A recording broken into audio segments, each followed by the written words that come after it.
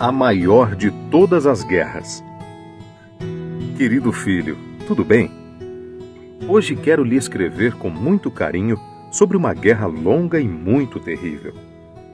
A história tem registrado muitas guerras. Por exemplo, a guerra internacional mais curta da história que se tem notícia foi a conquista do Sultanato de Zanzibar, na África, pelos marinheiros britânicos. O conflito começou às 9h02 e terminou às 9h40 de 27 de agosto de 1896. Apesar de durar poucos minutos, a batalha deixou 500 mortos, afundou 3 embarcações e destruiu o palácio de Sultão, que conseguiu fugir para outro país. Mesmo quando é breve, toda guerra é trágica. Pessoas morrem, perdem tudo o que têm e se refugiam para salvar a vida.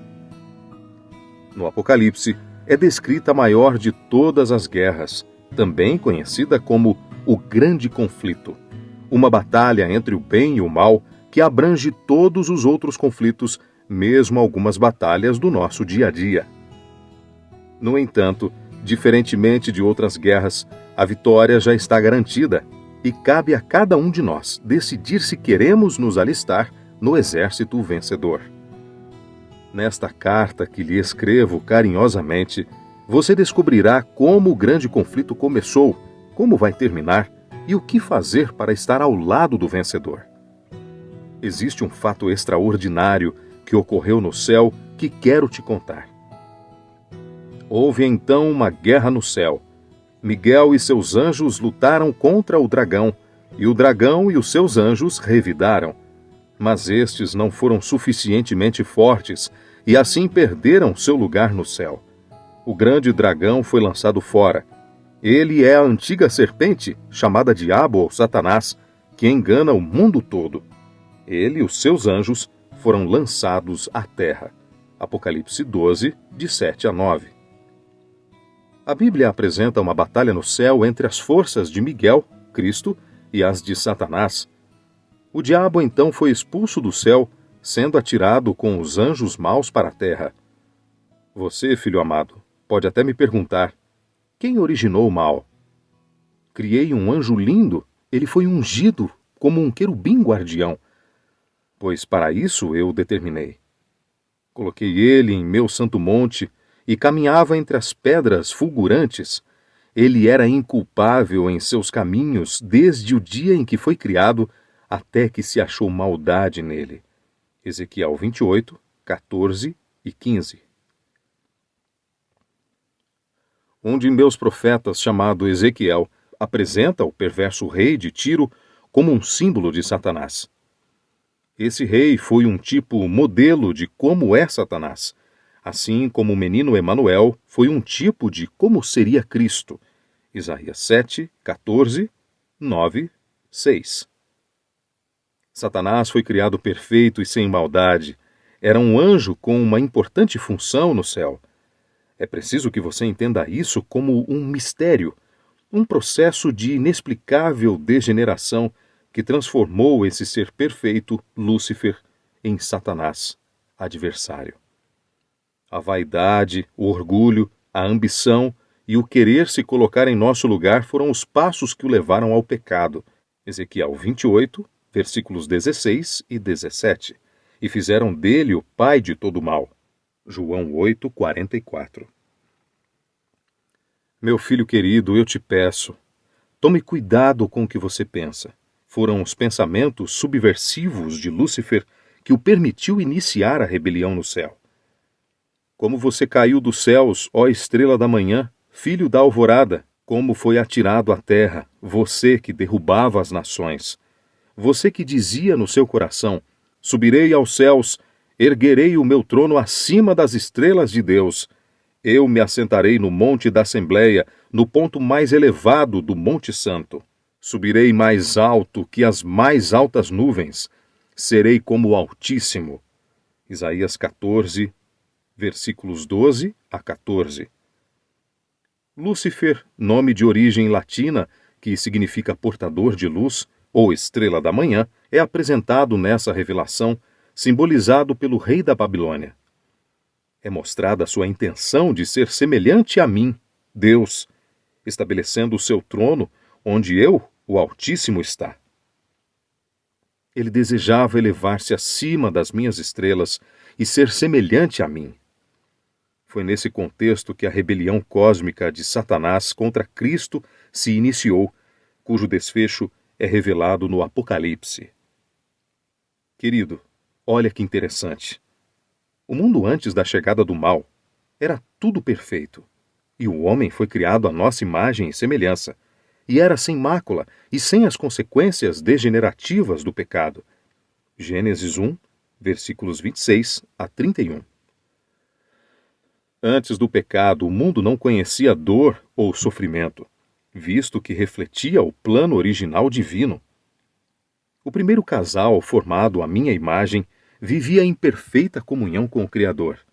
Eles também desfrutavam uma harmoniosa relação com a natureza e todas as outras criaturas. Mas Satanás, com seu orgulho e presunção, introduziu a rebelião na terra. Ele induziu no coração dos anjos caídos e também do homem a dúvida quanto à palavra de Deus, levando o primeiro casal à desobediência. Gênesis 3, versículo 4. Esse ato de rebelião, que se chama pecado, trouxe como consequência a culpa e a morte, que ainda não eram conhecidas pelo ser humano até aquele momento. Romanos 6, 23. Querido filho, sabia que você é um soldado no meu exército? Por isso quero lhe dar algumas informações sobre este meu inimigo. Para vencer uma guerra, é necessário conhecer o inimigo e suas estratégias. Em Apocalipse 12, versículos 7 a 10, o meu inimigo é chamado de diabo, palavra grega que significa caluniador, e Satanás, palavra hebraica que significa adversário. Em sua rebelião, ele causou divisão entre os anjos celestiais e tornou-se adversário de Jesus Cristo. Ele também é apresentado como dragão e serpente. Essa não é a descrição de sua característica física, mas de sua atuação incessante de ataque e oposição a Cristo e à sua igreja. Quero aproveitar na cartinha de hoje e dizer para você, meu filho, qual é a principal obra de Satanás. O ladrão vem apenas para roubar, matar e destruir, enquanto eu, na pessoa de Jesus, meu filho, vim para que tenham vida e a tenham plenamente. João 10, 10. Mas eu tenho uma excelente notícia para você. Este inimigo já foi derrotado por Jesus Cristo na cruz. Colossenses 2, 15. Sendo assim, apenas resta a ele expressar sua rebelião por meio de uma obra de engano e destruição que conduz seus seguidores à completa ruína. Essa será sempre a obra de Satanás durante o pouco tempo que lhe resta. Apocalipse 12, 12. Existem dois enganos que eu considero os mais sutis de Satanás. 2 Coríntios 11, 14 e 15. Primeiro, ele se disfarça de anjo de luz. Segundo, os seus servos também se disfarçam de servos da justiça. Cuidado, filho amado. O fim desses será de acordo com as suas ações. Fica evidente que poucas vezes Satanás se apresentará abertamente como é. Sua estratégia de maior sucesso consiste em se cobrir com um manto de piedade, inclusive realizando milagres. Devemos cuidar para que ele não tenha vantagem sobre você neste momento de decisão. 2 Coríntios 2, versículo 11.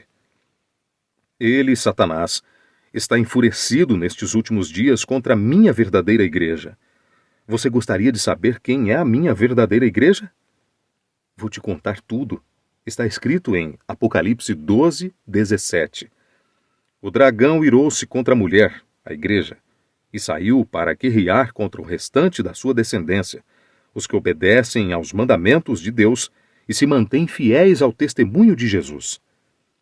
Lembre-se, são duas as características da minha igreja. Primeira, os que guardam os mandamentos de Deus. E segunda, os que mantêm o testemunho de Jesus. A ira do inimigo se manifesta contra a minha descendência, a minha igreja na terra, que são os que guardam os mandamentos divinos e têm o testemunho de Jesus, que se caracteriza pelo dom profético. Apocalipse 19, versículo 10. Se você aceitar um conselho para sua proteção, querido filho, vou usar as palavras de Jesus. E conhecereis a verdade, e a verdade vos libertará. João 8, 32.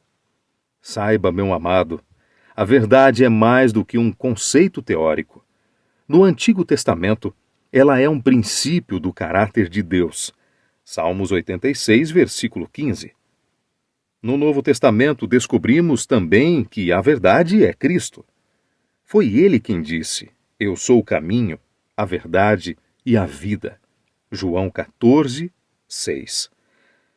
Esta verdade é Cristo em sua vida, e somente por intermédio dele que podemos vencer o inimigo. Apocalipse 12, versículo 11. Meu apóstolo Tiago disse em Tiago 4, 7, pois ele já venceu Satanás nas tentações do deserto, na cruz, e completou sua vitória ao ressuscitar dos mortos. O inimigo sabe que está perdido. Por isso se parece com um leão que ruge. 1 Pedro 5,8. Pois no desfecho do conflito será destruído no lago de fogo e enxofre. Apocalipse 20, versículos 10 a 14. No final desta cartinha, meu amado, quero lhe convidar para um compromisso sério. Se você entendeu que o mal se originou no céu com um anjo que queria o meu lugar e se tornou Satanás, se comprometa a permanecer em Cristo, que venceu na cruz do Calvário e te capacitará a viver de acordo com a minha palavra, a Bíblia Sagrada. Agora, meu filho, escreva sua cartinha para mim, dizendo desta decisão. Estou ansioso por ouvir sua escolha. Escreva para mim a sua cartinha de hoje.